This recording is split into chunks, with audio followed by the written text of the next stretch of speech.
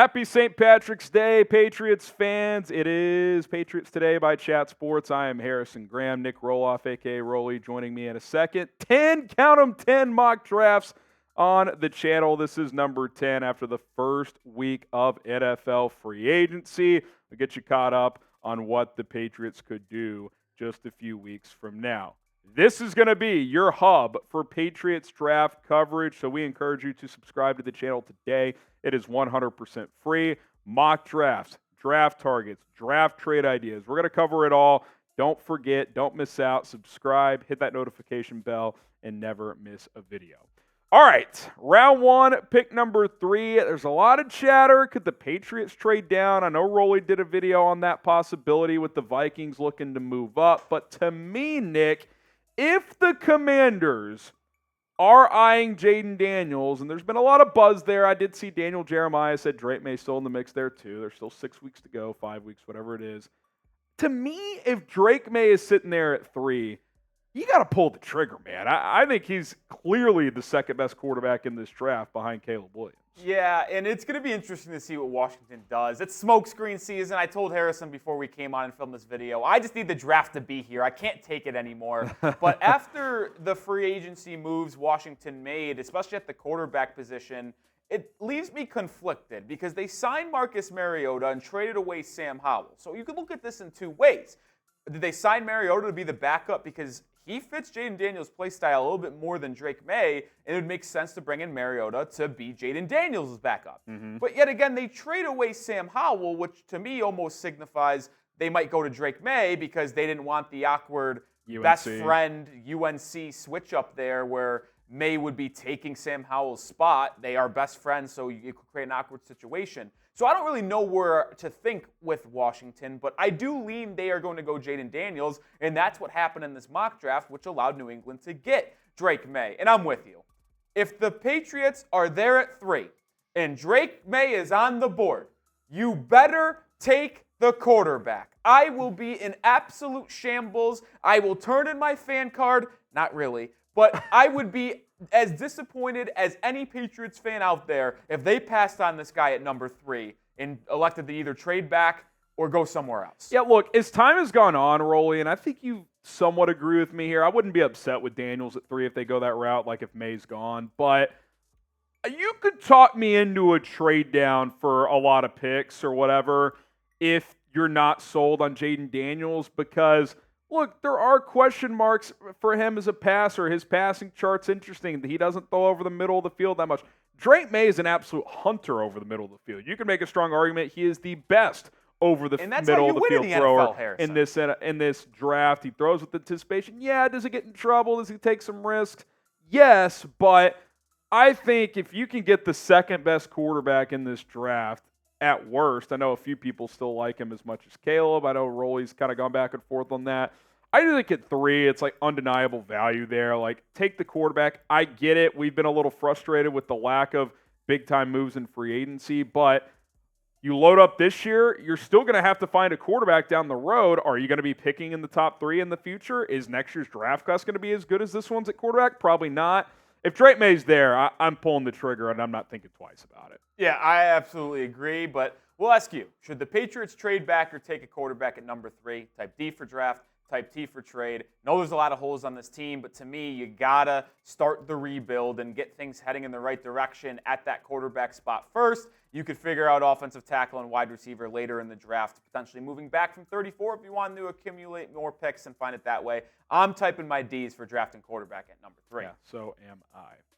Let's get into the second round here. Lad McConkey, the wide receiver out of Georgia. He's kind of right on that late first, early mid-second line. I could see the Chiefs at 32 maybe going that route, but they did sign Hollywood Brown, so maybe not. McConkey is really good, and I saw Dane Brugler said he had a strong pro day too. I think he said his 3-cone shuttle would have been the fastest at the combine. Out of any position, by the way, not just wide receiver. Yeah, which is really impressive. And he had some injuries at Georgia, which I think kind of limited really how much we'd be talking about this guy, for being completely honest. And obviously that Georgia offense has been pretty balanced. They run the football a lot, so it's not like he's put up crazy numbers, but he's still been productive. And look, he could play slot. He could play. I think he's fast enough to play outside, has enough size to do that as well. I don't think he's a number 1 in the NFL, Rolly, but I think he has potential to be a really good number 2. Get him out here, good route runner. He could separate, get Drake Maye a weapon here in the second round. I mean, don't be fooled. This guy's got speed. He ran a 4.39 at the combine, and then you mentioned the shuttle. The quickness he is there is too. very athletic. He's very quick. He's a really good route runner. I think he could play inside, but that's the question with Demario Douglas. I think he could also play outside. Is he going to be that true X wide receiver for New England? Likely not. Maybe that's Kendrick Bourne's role. If you did go Ladd McConkey at 34, you put Bourne back to the X. You could have McConkey run a little bit of the Z inside then with Demario Douglas. I like Ladd McConkey. If he could stay healthy, he would be a difference maker. Not going to call him Cooper Kupp, but he has excellent route running, and he can threaten you deep down the field with his speed as well. I think McConkey would be an excellent selection at 34. And listen, in this mock draft, I didn't stop at wide receiver with Ladd McConkey. I doubled up in the third round here, 68. I went Xavier Legette. Now, I wouldn't hate going offensive tackle here, but with Legette still there, which, by the way, I think he goes in the second round, but he was there at this position, and I just took best player available, and it helps New England at another position of need. Legette, to me, is a really, really good prospect as well. Yeah, value play here, Rolly. I think he's worthy of being a top 50, top 55 pick, but guys always slip. Maybe he's one that does. He's a bigger frame. He can give you some yards after the catch. Pretty good contested catch guy as well. Maybe he's a guy that has X potential for you in the future. But listen, I know there's a lot of conflicting opinions on Spencer Rattler as a prospect. If he didn't have Xavier Legette, I don't know what that South Carolina looks like the past 2 years, because when in doubt, Rattler just gave Legette a chance to make a play, and more often than not, he did. Big fan of his game. Had a pretty good Senior Bowl as well, so I would certainly not be opposed, and quite frankly, think it's a pretty good idea to double dip at receiver if the Patriots don't end up adding another impact receiver in free agency, which there aren't really that many of those left unless they want to go get Mike Williams or something like that. Yeah, I think doubling down makes a lot of sense for New England because, yes, you do need to figure out offensive tackle, and there are still some moves in free agency and in the draft or the trade market you can make to maybe go away from the double wide receiver. But if there's a guy that you like on your board, like I like with Legette, and you could get him at 68, it makes sense because this wide receiver room is absolutely horrid. I don't want to discredit some of the guys on the team, but Kendrick Bourne, Demario Douglas, and Juju Smith-Schuster as your top 3 guys right now, that simply can't happen. You bring in McConkey and a guy like Xavier Legette that euthanizes your wide receiver room, but it also allows you to get faster and more explosive. And what did Eliot Wolf need to weaponize the offense? Those 2 guys, you add that or 2 similar players to this team, boy, can you really get that wide receiver room moving in the right direction going forward. And the beauty of doubling up too, Rolly, is it doesn't put the pressure on both guys having to be great right away. Yeah. As long as one of them can impact as a rookie, maybe the other one takes a little longer to develop, that's fine because Bourne's a professional receiver. Obviously, he's coming off the ACL. We'll see how that progresses. Douglas showed enough as a rookie where if you throw him out there, that's not going to be a problem. So I'm definitely a fan of going that route. And again, I just think the value play there, like him there at 68, Legette is really, really good value. And I like the framework of this trade as well that you put together in this mock. Tampa, maybe they are willing to add a guy that could be a 3 or a 4 in Juju, drop 14 spots in the draft, not a major drop there to move down from 89. And then you go up and get Patrick Paul, who I think is worthy of being a round 2 selection. His athletic testing is off the charts. He's 6'7", 330, 36-inch arms, Rolly. This guy was built in an offensive line factory. Like, if you could build an athletic profile for a 2024 offensive lineman, Patrick Paul fits that mold pretty damn well. Yeah, and the Patriots still haven't addressed that left tackle spot in free agency, at least up to now. You brought back Michael Wenu, and you signed Chukwuma Okorafor, but the question is, how does this new Patriots coaching staff and regime look at Michael Wenu? They could view him as a guard because he played 2 years of right guard, but he also played 2 years of right tackle. So how do they view that? If they view him as a right tackle, well, maybe you just got to fill that left tackle spot. But if Wenu is at right guard, well, now you might have to look at both tackle positions. And I think it's fine. You mentioned that trade using Juju Smith-Schuster as a over the top to get that done potentially, because if this hypothetical situation, we added 2 young wide receivers and then you get those 2 guys alongside Kendrick Bourne and Demario Douglas, and now you got a nice little crew there, and Paul is just a fantastic player. You mentioned his athletic profile. How about jumping conferences up to the Big 12, yet elevating his play and being one of the best pass blockers in the entire collegiate level this year? 91.5 pass blocking grade. I love Patrick Paul.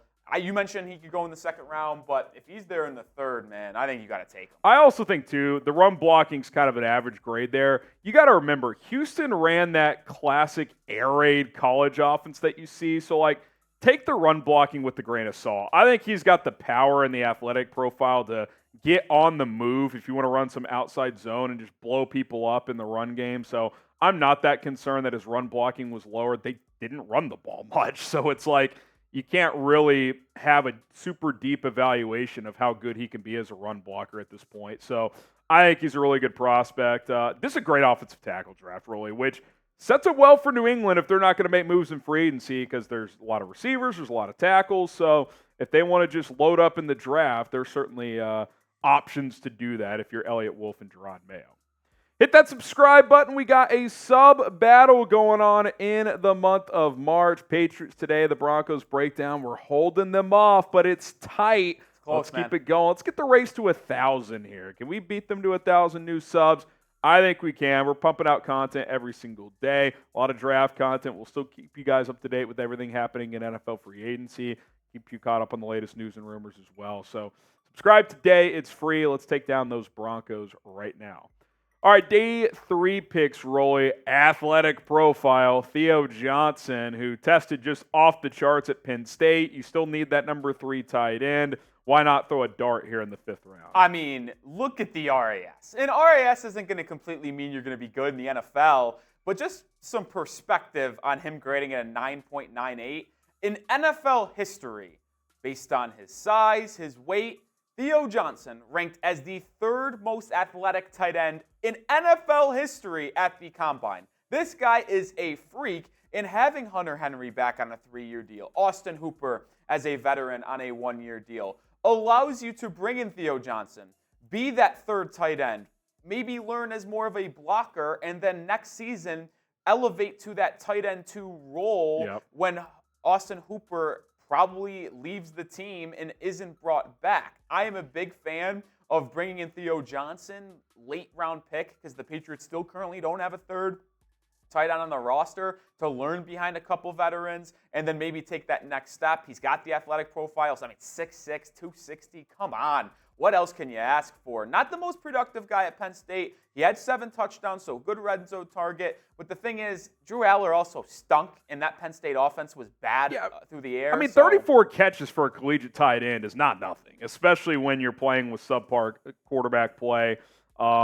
Listen, I mean, this guy up in person at the Combine, you just look at him, you're like, okay, are you a edge rusher or a tight end? I mean, the guy is just a freak. And he just runs exceptionally well. So we talked about this before free agency, Rolly. Sign 1 or 2 guys at tight end in free agency and then get someone in the draft. This is kind of would be completing that arsenal that we envisioned, and I absolutely love the idea. All right, round 6, pick number 180, Jaylen Harrell, the edge out of Michigan, of course, part of a national championship team there. 6.5 sacks, was like kind of a high-level role player for the Wolverines. Plays with a good motor there in the 6th round. Pretty damn good value here, I'd say. Yeah, and we know the connection between Michigan and New England is strong. You have Josh Uche, Chase Winovich, the pick a couple of years back. Wouldn't hate continuing that pipeline along the defensive line. They brought back Uche. They brought back Anthony Jennings. So they didn't make a splash at edge. They just continued to maybe get a rotation there of Jennings play early downs because he's an excellent run stopper. Uche coming in on 3rd down. You had some more depth here with Harrell, who has experience coming in and just being a pass rusher in those types of situations. I don't hate the pick. And listen, let's just make things clear here. When you're in the 6th round, you're throwing darts, so you're just trying to find someone who can maybe be an impact player in very limited spot. And also, based on what they paid Uche, I think they're very open to adding more at edge. I mean, whether it's in free agency or in the draft, they didn't commit major money there, so I would not be surprised if they went that route.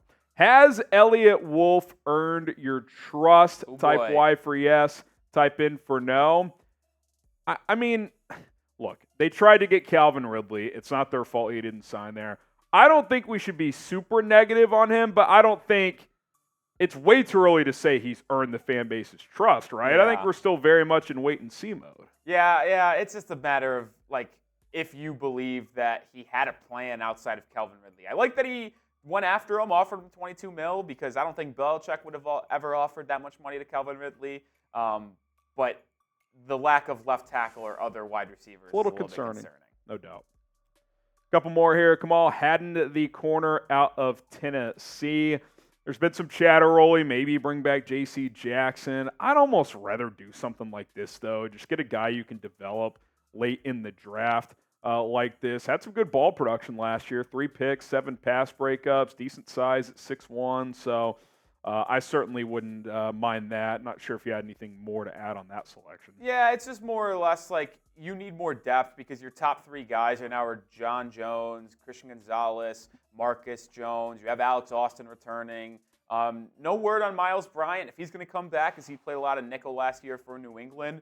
But getting a 4th, 5th cornerback, if you project Austin to be that 4th guy this year, is probably beneficiary for New England. So I wouldn't be surprised if they target cornerback, honestly, earlier in the draft if they address some other needs in a different situation. But Kamal Hadden, someone that I kind of like, keep your name or eyes out for him. Corner is one of those positions, too, where, like, if you have a lot of picks, you almost should just draft one every year. Yeah. Because, like, guys teams, too. Guys get hurt. You need gunners on special teams, so certainly wouldn't mind that.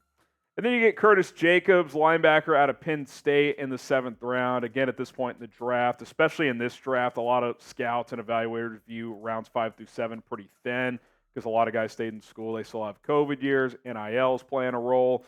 You're kind of just throwing darts. Well, play a guy who you know is going to have a good athletic profile out of Penn State, so certainly wouldn't mind that. Okay, grade this Patriots mock draft 10.0 A, B, C, D, or F. And if you want to go above and beyond, continue to have that dialogue around quarterback in the comments. A lot of discussion around it right now. Could they trade down with Minnesota? Could they, there's other ideas of maybe Washington trades down and New England's involved in that. So we'll see what happens moving forward. A, B, C, D, or F, grade this mock draft. All right, my name is Harrison Graham. Thanks for tuning in. We'll have more Patriots coverage tomorrow. If there's breaking news today, we'll hit you with a video on that as well. Hit the subscribe button, turn on notifications. We'll see you next time.